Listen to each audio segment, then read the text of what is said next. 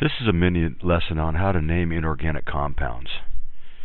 The technical name is Inorganic Nomenclature. First thing we need to do is do a little review of the periodic table. So I'll put that right on here. And we need to look at the tendency for elements to either give away electrons or to grab electrons. Remember the column 1 elements, except for hydrogen, they're called alkali metals, and all of them, including hydrogen though, they tend to give away 1 electron. So, tend to give away 1 electron. So when they do that, they become an ion with a charge of +1, since they gave away 1 negative. The second column elements, the alkaline earth metals, they tend to give away 2 electrons, and in so doing they become an ion with a +2 charge. Let's skip over the transition elements temporarily. Let's look at the boron family. This family tends to give away 3 electrons, and so they become, if they do give away 3 electrons, they become an ion with a +3 charge. The carbon family, it's halfway between 1 and 8. They aren't quite sure what to do, so we say that there's a ± ±4. They don't tend to form ions very readily.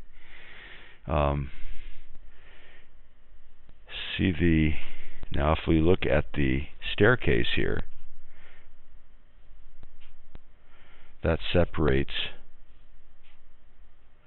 the metals to the left, all the elements to the left of the staircase.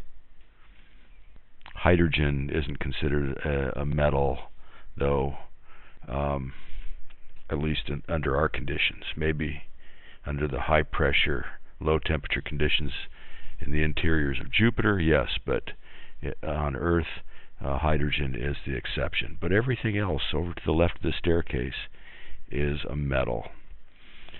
Some of the ones along the border there are semi-metals or metalloids. For example, germanium, silicon. But everything to the left is a metal. To the right, a non-metal. Now the non-metals, instead of tending to give away electrons, they tend to grab electrons. They tend to grab electrons. Okay. Exception would be the noble gases.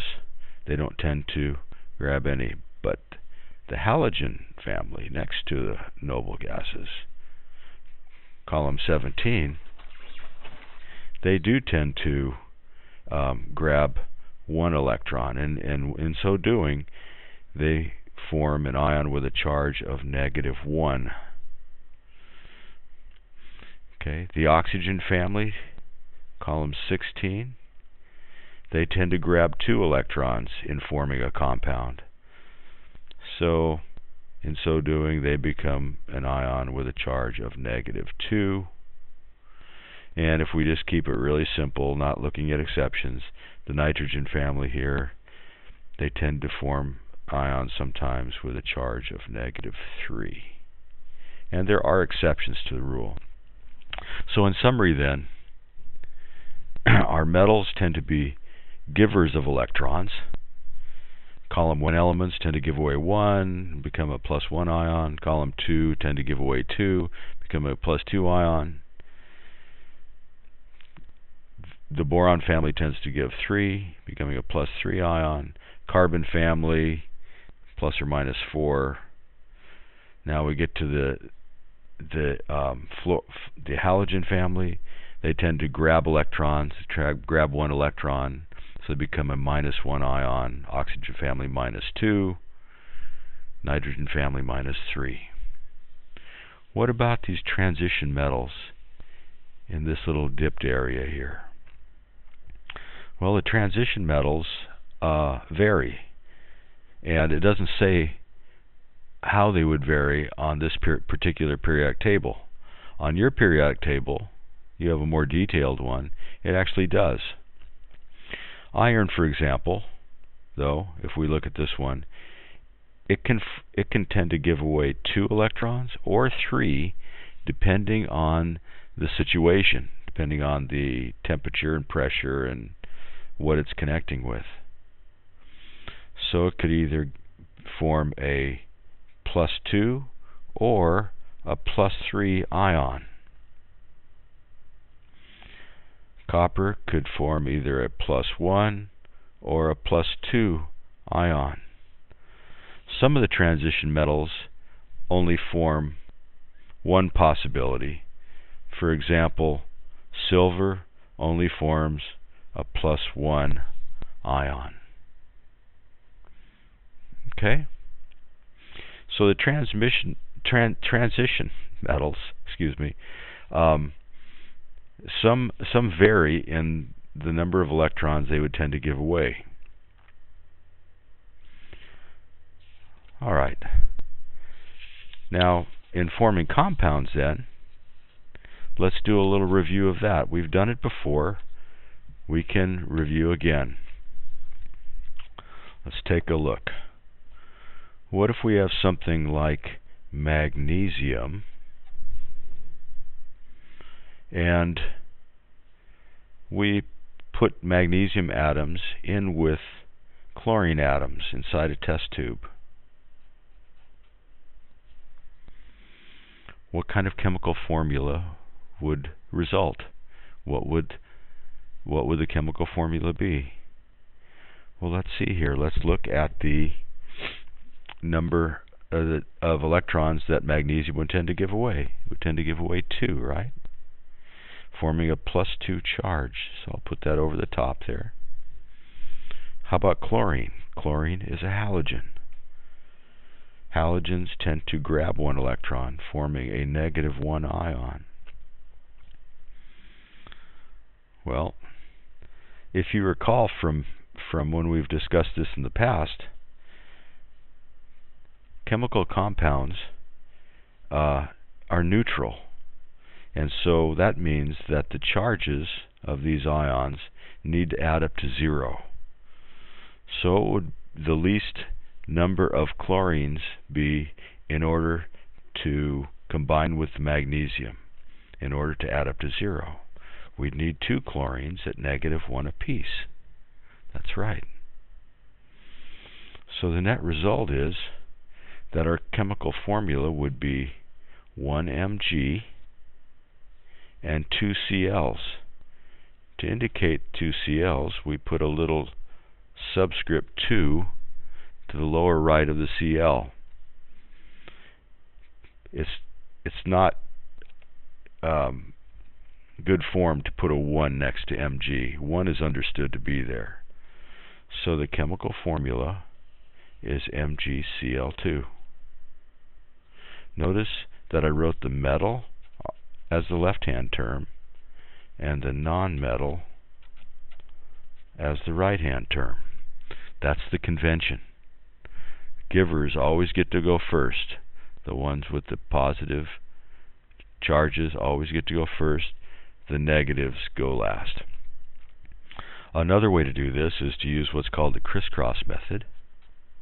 So if we have a +2 here and a Cl with a -1, we can just take the absolute value 2 here and bring it down and put it as a subscript, and take this 1, bring it down here and put it as a subscript. So we'd have Mg1Cl2, and remember the 1 is understood, we don't need to write that. So it'd be MgCl2. So this is the crisscross method. You got to be careful though, because sometimes there's a tendency not to reduce to lowest terms there. Okay, so that's the general idea on how to write out the chemical formulas. I'd like you to try one now. Here we go. Ready? Okay, what if we have sodium, Na,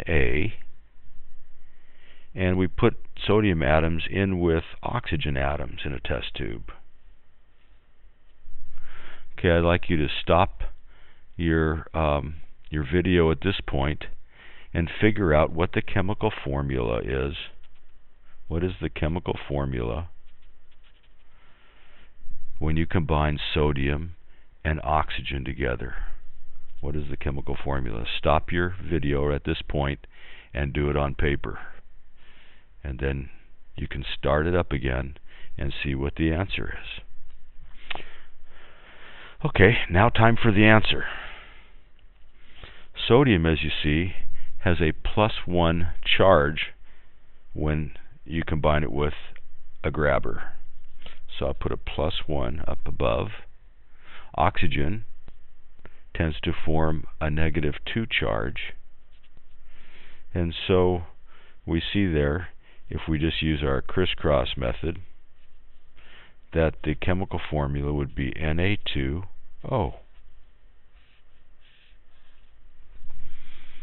Alright, so that's the preliminary work right there. We need to have that down before we can move any farther. Okay,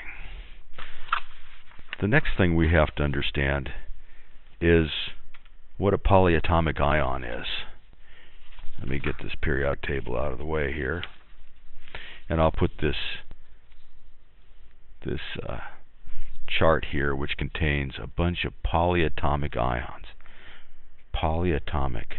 Poly means many, and of course atoms right there. Many atoms forming an ion.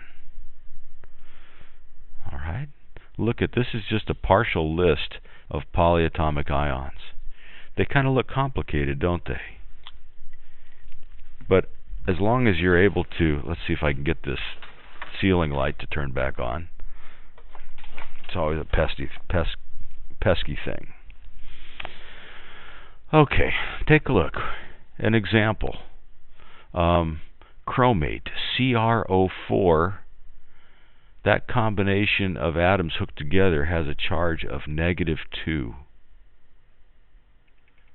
Okay, that's called a chromate polyatomic ion.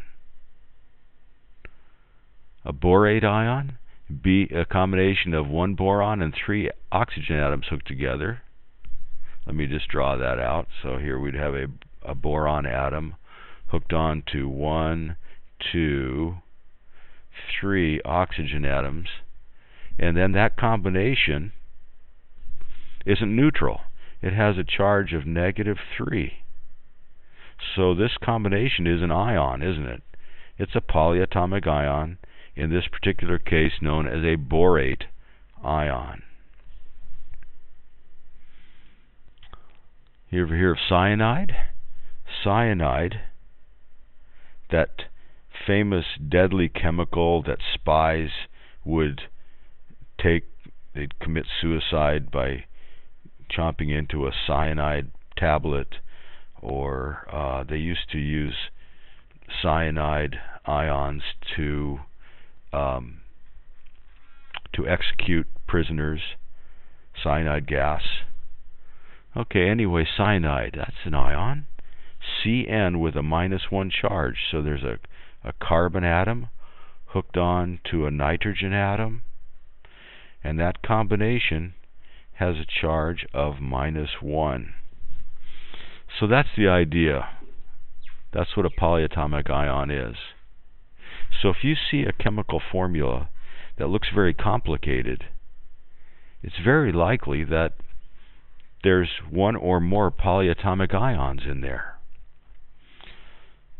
You've heard of nitrates in food. Nitrate. NO3 with a -1 charge. Okay. You've heard of carbonates, like calcium carbonate. CO3. 1 carbon and 3 oxygens with a -2 charge. Carbonate.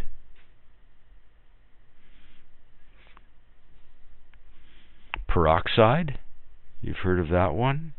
It's two oxygen atoms combined together, but still with a charge, a negative charge of 2. Peroxide, such as hydrogen peroxide. Sulfate, very common polyatomic ion. SO4, 1 sulfur, 4 oxygens. The overall charge of that combination is -2. Sulfate. Okay. Now there are some ions that tend to be tricky, and so I put those down here on the side. Mercury ions are tricky. We have 2 different types. We have a mercury ion with a +2 charge. That's called a mercury Roman numeral 2 ion, and that's like a mercury atom here, just with a +2 charge. There's also something known as a mercury 1 ion, and that basically is Hg2. There's 2 mercury atoms hooked together like this with an overall charge of +2. Each one shares half of that +2 charge, so that's why they call it a mercury 1 ion. Also, there's a carbide ion, the charge of -4, and then there's a carbide ion with a charge of -2. Actually, those are 2 carbon atoms hooked together with a total charge of -2. Each one shares a half the charge. I'm sorry, it's a charge of -4. Okay, so anyway, the point is that there are such things as polyatomic ions. They make a chemical formula look very complicated, and then there are some other ions that tend to be tricky, such as the mercury ions or the carbide ions. Okay, let's practice a little bit. Let's try a couple of those out.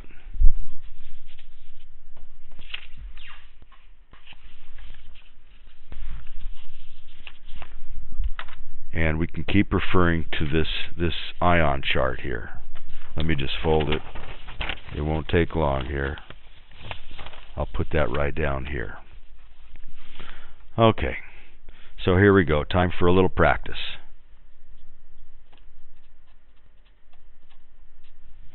Okay, name this ion. Number 1, OH.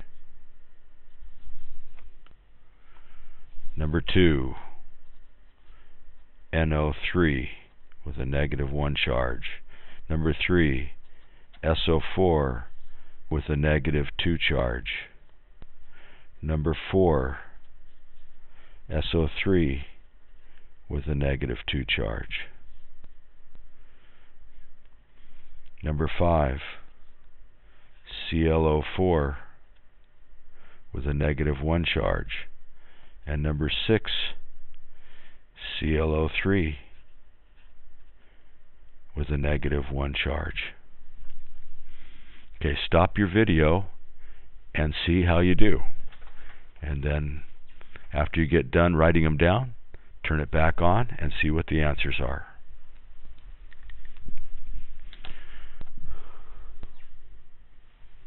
Okay, now time to check your answers.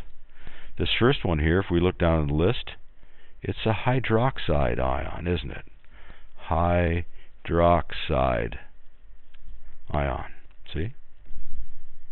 The second one here, NO3, we look down on our list, it's nitrate.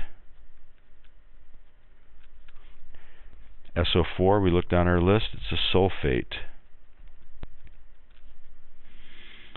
SO3 -2, we look down on our list, it's a sulfite ion. ClO4, perchlorate. ClO3, chlorate. At this point, I think we'll stop. This is the end of part 1.